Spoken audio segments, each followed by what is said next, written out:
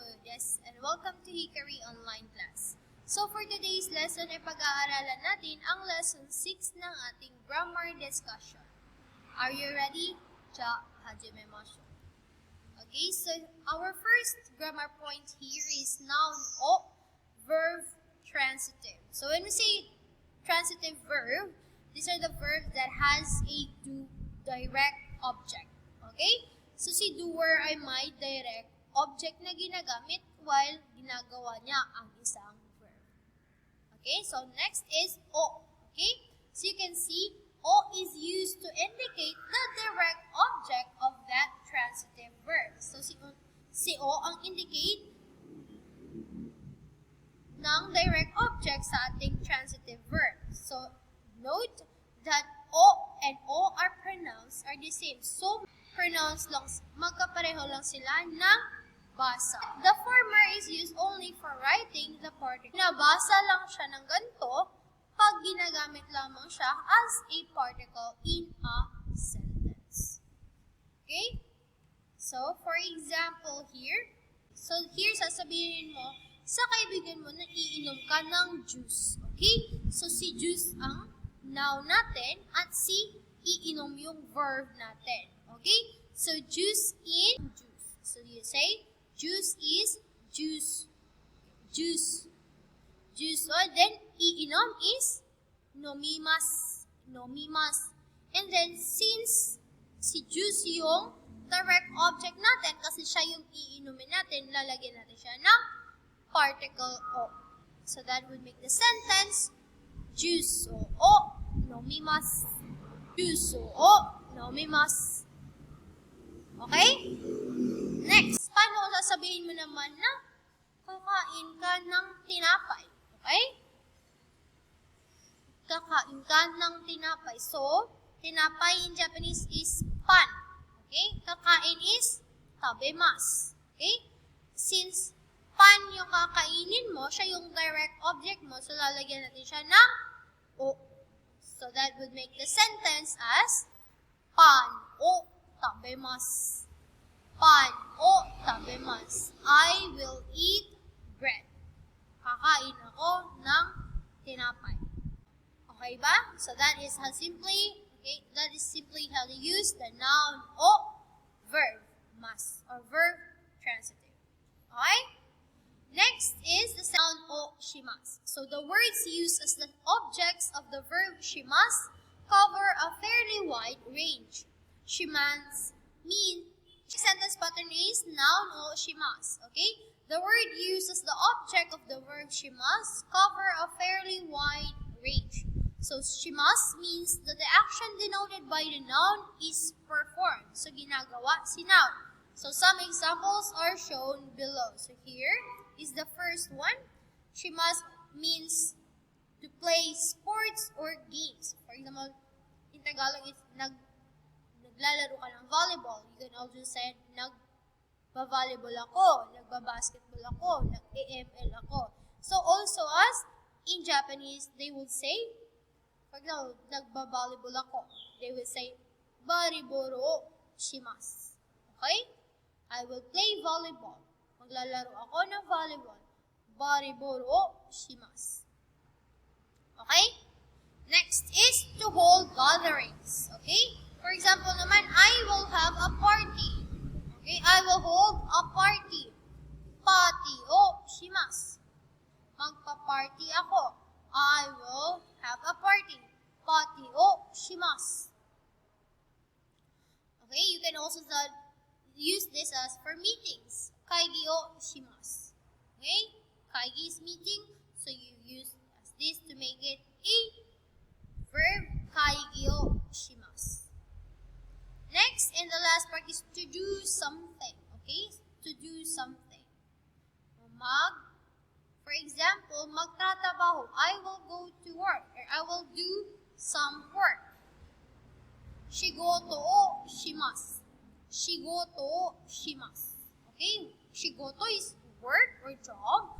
And to do job or to do work is shigoto o shimasu. Okay? Okay?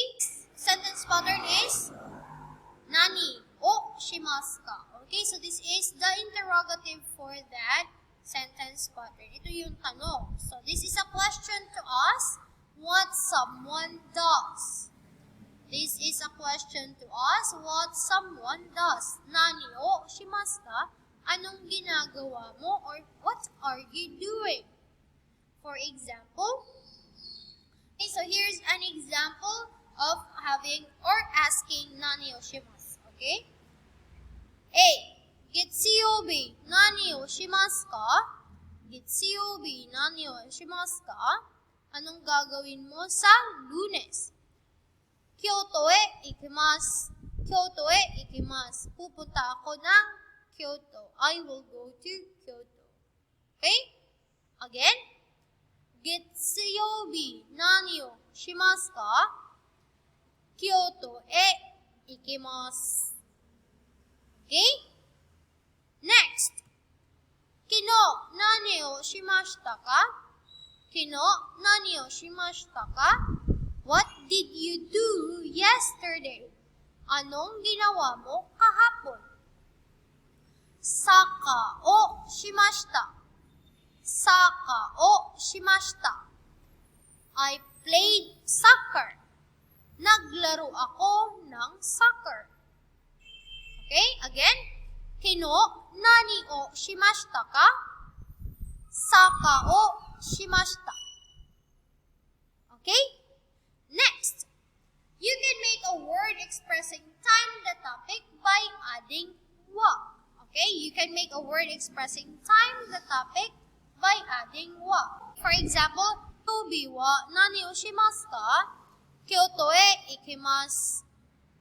Okay, so as you can see, you can put wa for this to make it a topic for the sentence. Okay?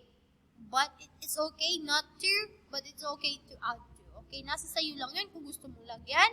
The emphasis that gusto mong idiin or express that this is really the topic of your sentence. So, pwede siyang Getsuyobi wa nani o shimasu ka?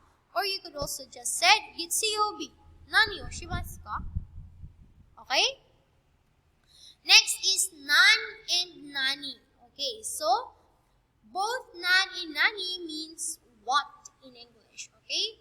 But nan is used in the following cases.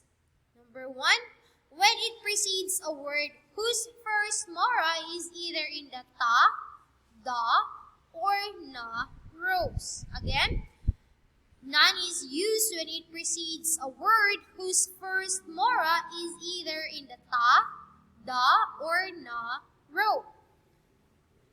For example, sore wa nan desu ka? Sore wa nan desu ka? Kasa desu. Kasa desu. Okay? Okay? As you can see, this is the next word for nan. So, de is in the da row. So, we use nan for that. Okay? Next up is, sore wa nan no zashi desu ka? Sore wa nan no zashi desu ka? Jidosha no zashi desu. Jidosha no zashi desu. Okay, as you can see, the next of the nan is no, which is in the na rows. So that's why we use nan for that. Okay? Another one, nerumai ni nan to iimasu ka? Nerumai ni nan to iimasu ka? Neru is sleep. Mai ni before. Okay, before you sleep, what will you say? Nanto. So, oyasumi nasai desu. Okay, oyasumi nasai desu. So, as you can see, nanto. So, to is in the ta row. So, that's why we use nan. Okay, so this sentence is, nerumai ni nanto iimasu ka? Anong sasabihin mo bago matulog? Okay, oyasumi nasai desu. So, you will say, oyasumi nasai. Okay? So, that is how you will gonna use nan. When the next word starts with the ta, da, and na rows. Another function of the noun is when it is followed by counter suffix or the like. Or yung mga counter natin. Yung mga counter natin like time, minutes, age, numbers, and other more. So, for example here, Shitsure desu ga nansai desu ka? Shitsure desu ga nansai desu ka? Okay? 20 歳です. Okay, 20歳です. Okay, so since sai is a counter suffix for age, so we use nan. Okay, so that is the use of nan. And for nani, nani is used in all other cases. So sa mga hindi ko nabanggit na mga function ng nan, all of the remaining questions are becomes nani. Okay? For example, tatanungin mo siya ng anong bibilhin mo? In English, what will you buy? Nani o kaimasu ka? And he will answer, tamago kaimasu. Okay? Tamago kaimasu. So we use nani because the next word is in the o or particle o. Since wala naman siya sa function ni nan. Next. Okay, here is our next grammar point. Noun, place, de, verb. Okay? So, in the last lesson, we already know the particle de is a means of transportation if our noun is a vehicle. Now, here is our noun is place, then our particle de. Okay? And then verb. So, this means that when added after a noun denoting a place, de indicates the place where an action occurs. Okay? So, pag ginamit mo si particle de after sa noun na lugar means doon nangyari si verb na kasunod niya. So, doon mo ginawa si verb sa place na yon, kaya nilagyan mo siya ng particle de. Okay, for example, bibili ka ng newspaper sa station. Okay? So, saan ka bibili? Sa station. So, that would be eki de. Anong bibilhin mo? Newspaper. In Japanese, that would be shimbun.